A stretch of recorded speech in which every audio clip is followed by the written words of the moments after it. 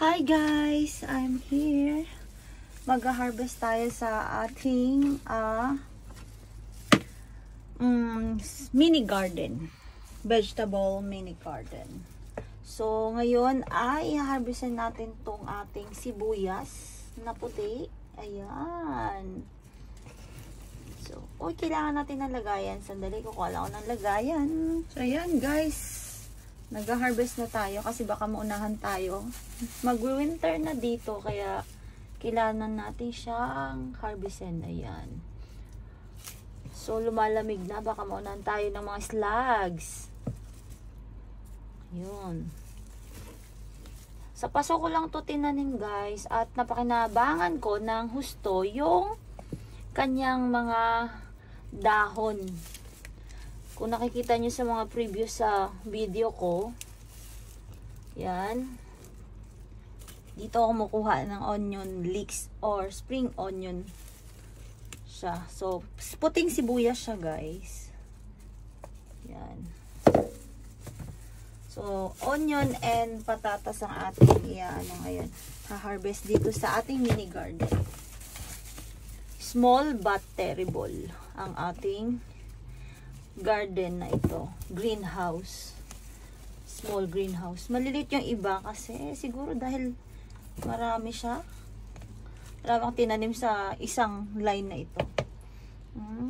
Nice. So kahapon tayo ng may na-harvest tayong isang pirasong bunga ng zucchini.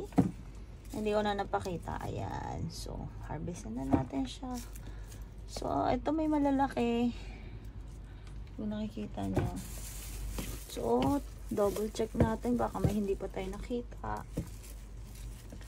Ayun, mayroon pa nga. Ayan. So, sa dulo. Ayun. Marami. Ang cute nitong isa na ito. Oh, may malaki doon sa dulo at ang daming ugat. Yeah. Naisipan ko na siyang kunin kasi yung mga dahon niya ay nag-start ng matuyo. So, I think yan na yung na sila ay anihin na. Sign na dapat silang anihin. So, ito guys, itong next na ilalagay natin dito ay strawberry. So, para hindi masayang ang lupa, so may tatanim tayong strawberry. Kasi yung strawberry para dito ay parang pag winter, namamatay lang ang dahon. Pero pag spring, kusa silang sumisibol ulit. So, yung mga baby na strawberry dun sa anim na aking puno na binili. Ayan, marami ng baby anak. So, yan guys, yung ating naani, ayan, sa isang paso na yon. Yan ang naani natin. Sa isang pasong yon. So, meron dito akong tinanim sa isang paso. Ayan. Ayaw ko pa siyang kunin kasi look, tingnan nyo naman. Pakita ko sa inyo. Ang ganda pala ng bulaklak ng nalanta na siya. Pero nung nakaraan, ang ganda-ganda niya. Super. Yan yung bulaklak ng sibuyas na puti. Namumulaklak pala siya. So, para ayaw ko siyang kunin. Tsaka, hindi pa nalalanta yung dahon niya. So, baka tatakabin natin siya. Itira natin siya. So, this time naman, yung ating aanihin ay yung ating patatas. Ayun. Katabi niya ay gabi.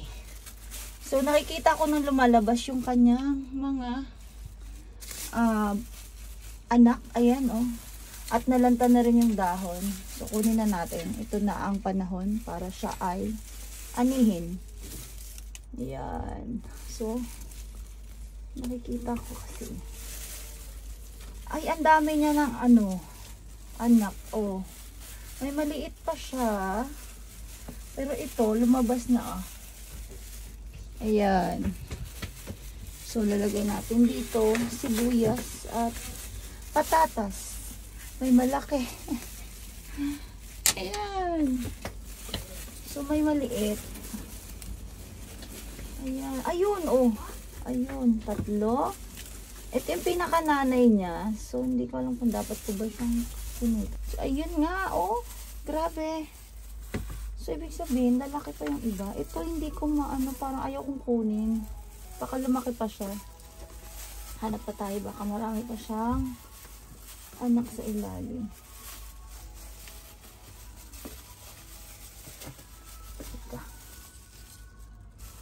So, yan. So, ito lang na ani natin.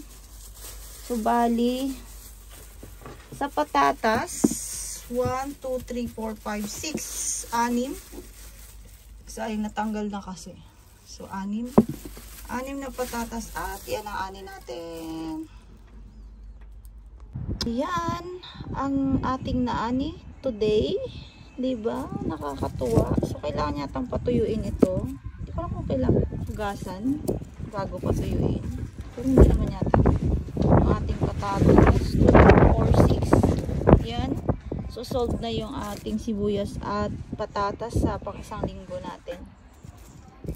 Sa isang ulaman. Ito yung sibuyas, marami na. Ayan, may kambal pa, oh. Akong nakuha. O, diba? Konti lang, pero yung mini garden natin. Tapos may zucchini pa ako nakuha kahapon. So, guys, thank you for watching. I hope nag-enjoy kayo at na-inspire. So, don't forget to subscribe. Click the notification bell para updated ka sa aking mga videos. And, like nyo na rin kung gusto nyo ito at na-inspire kayo. Kayo, anong kwento nyo sa anong mga vegetable ang inyong itinanim kahit na nasa paso lang? Ayan, no? Cute. Nakakatuwa. Nakaka-happy. Thank you, guys. Anong malinis? Nalinis natin at patutuyuin natin para mapakinabangan. Pwede na rin naman pakinabangan ngayon yan. Diba?